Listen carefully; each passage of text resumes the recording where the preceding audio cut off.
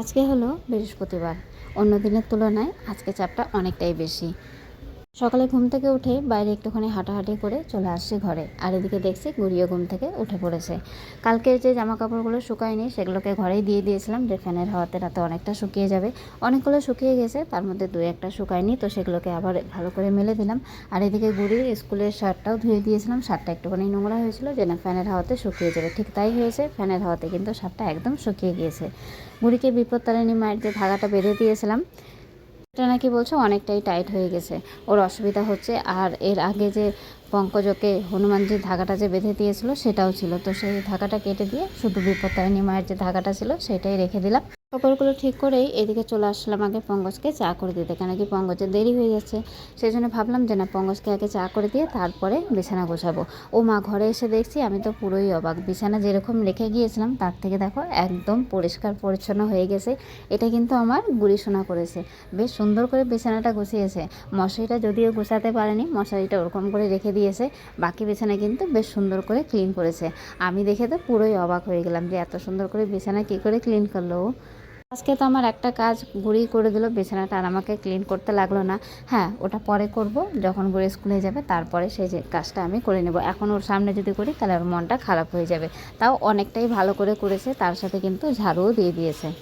গুড়ি যেহেতু আমার অর্ধেক কাজ করেই দিয়েছে সকালে, তো এদিকে গুড়ির জন্য দুধটা গরম করে ওকে খাইয়ে দিলাম, আর তার সাথে কিছু লেখা ছিল স্কুলে, তো সেই লেখাগুলো করিয়ে দিলাম। এদিকে গরম জল করে গুড়িকে স্নান ধান করিয়ে দিলাম, স্নান ধান করে এখন ওকে জামা কাপড়টা একবারে পরিয়ে দিচ্ছি। ড্রেসটা একবারেই পরিয়ে দিলাম, কেন কি ওয়েদারটা একটু ঠান্ডা ঠান্ডা, সেই জন্য ভাবলাম যে না, ড্রেসটা একবারে পরিয়ে দিই। আর এখন যেহেতু অনেকটা বেশি সময় নেই, অল্প সময় আছে, এই অল্প সময়ের জন্য একবারে ড্রেসটা পরিয়ে দেওয়া এটাই ভালো হবে। যদি স্নানটাও অনেক আগে করতো তাহলে হয়তো অন্য একটা ড্রেস পরিয়ে দিতাম। তো যাই হোক, এদিকে চুলটা শুকাচ্ছে, আর এদিকে আমি টিফিনটাকেও রেডি করে দিলাম। চুলটা প্রায় অনেকটা শুকিয়ে গেছে, আর একটুখানি বাকি আছে, একটুখানি হলেই শুকিয়ে যাবে। আর এদিকে আমিও চুল টুল বেঁধে রেডি হয়ে নিলাম, যেতে হবে গুড়িকে স্কুলে দিতে। তো ওকে আগে রেডি করালাম না, আগে আমি রেডি হয়ে নিলাম, কেন কি আমি রেডি হতে হতে আর 10 মিনিটে ওর চুলটা অনেকটা শুকিয়ে যাবে। চলো, গুড়িকে রেডি করে দিয়েছি, আর দুদিকে দুটো বেলুনি করে দিয়েছি। বেরিয়ে পড়লাম গুড়িকে স্কুল দিতে। স্কুল দিয়ে এখন আমি যাব হচ্ছে বাড়ি।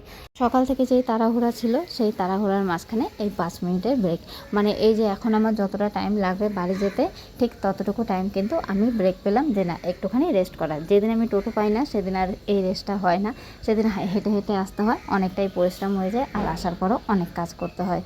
আর আজ যেহেতু টোটো পেয়েছি সেজন্য আরামসে বসেই চলে আসলাম। বাড়িতে আসার পরে বাইরের ওয়েদারটা দেখো কতটাই ভালো লাগছিল, বেশ সুন্দর লাগছে। জামা কাপড় তো ভেজা, বাড়ি থেকে আকাশটাও বেশ সুন্দর হয়েছে।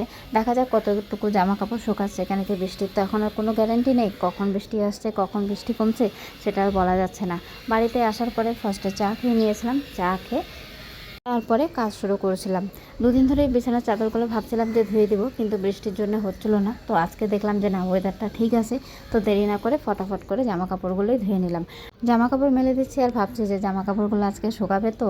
যা ওয়েদারটা শুরু হয়েছে, কখন যে বৃষ্টি হয় সেটাই হচ্ছে একটা কথা, যে কখন বৃষ্টি হয়। এদিকে আমি জামা কাপড়গুলো মেলে দিচ্ছি, আর এর মধ্যে কিন্তু পঙ্কজ চলে আসছে।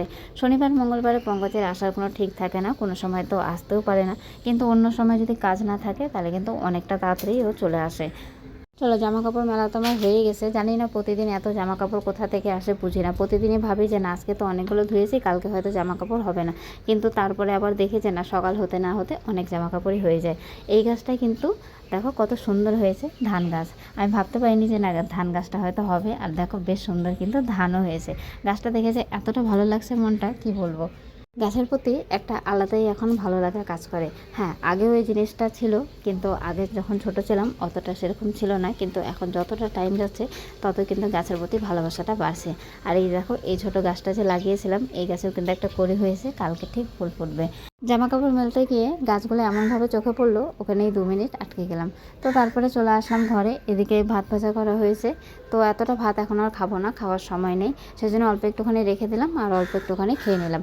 বাকি যে ভাতটা আছে সেই ভাতটা এখন আমাকে দুপুরের দিকে খেতে হবে। ভাতটা যেহেতু ভালোই আছে, আর আমার ভাত ভাজা খেতে বেশ ভালোই লাগে, সেজন্য এই ভাতটা রেখে দিয়ে আবার দুপুরের দিকে খাবো। এদিকে খাওয়ার মাঝখানে কিন্তু ভাতও দেখো হয়েই আসছে। আর আজকে দেওয়া হয়েছিল কোয়াশ সিদ্ধ, আর তার সাথে দেওয়া হয়েছিল পেঁপে সিদ্ধ। এই সিদ্ধগুলো কিন্তু গুড়ির জন্য দেওয়া হয়েছে। গুড়িকে এখন ভাতের সাথে চেষ্টা করি সব রকম সবজি সিদ্ধ করে ভাতের সাথে মাখিয়ে খাইয়ে দিই। আবার অনেক সময় যখন বুঝতে পারে তখন কিন্তু গুড়ি খেতে যায় না, আর যখন না বোঝে তখন কিন্তু অনেক কিছুই খেয়ে নেয়। এদিকে ভাতের এগুলো তো হয়ে আসছে, আর তার সাথে হবে আজকে ঝিঙা পোস্ত। আজকে রান্নার সেরকম কোনোই আয়োজন নেই, একদম সিম্পল সাদাসিধে রান্না হবে আর সাদাসিধে খাওয়া হবে। নিতে যাওয়া আর নিয়ে আসা এটা একটা বড় একটা কাজের মধ্যে পড়ে। সব কাজের ফাঁকে ফাঁকে গুড়িকে নিতে যাওয়া আবার নিয়ে আসা, এটা কিন্তু অনেকটাই চাপের বিষয় হয়ে যায়। তো এদিকে কিন্তু স্নান ধানও আমার কমপ্লিট হয়ে গেছে, এখন ধমাধম করে শুধু রেডি হয়ে বেরোতে হবে, গুড়িকে নিতে যেতে হবে। দেরি না করে ফটাফট করে বেরিয়ে পড়লাম, কেন কি ওয়েদারটা অনেকটাই খারাপ হয়ে গেছে, মনে হচ্ছে যে না এখনই হয়তো বৃষ্টি আসবে।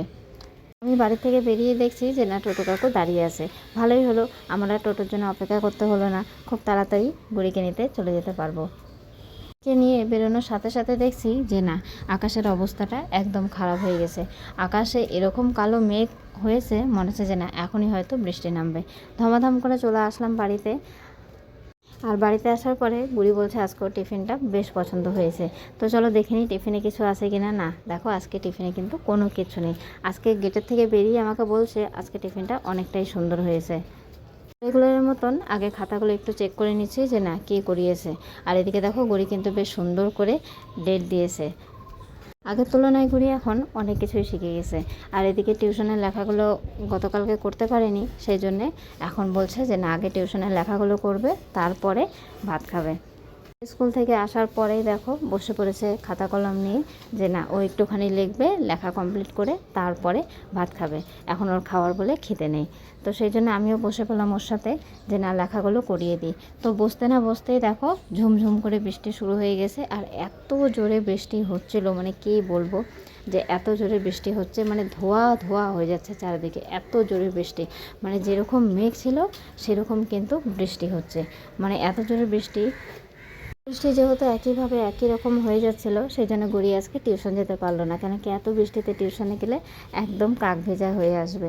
সেই জন্য আজকে বাড়িতেই থাকা হলো, আর তার সাথে বিকালে খাওয়া হলো সিঙ্গারা দিয়ে চা।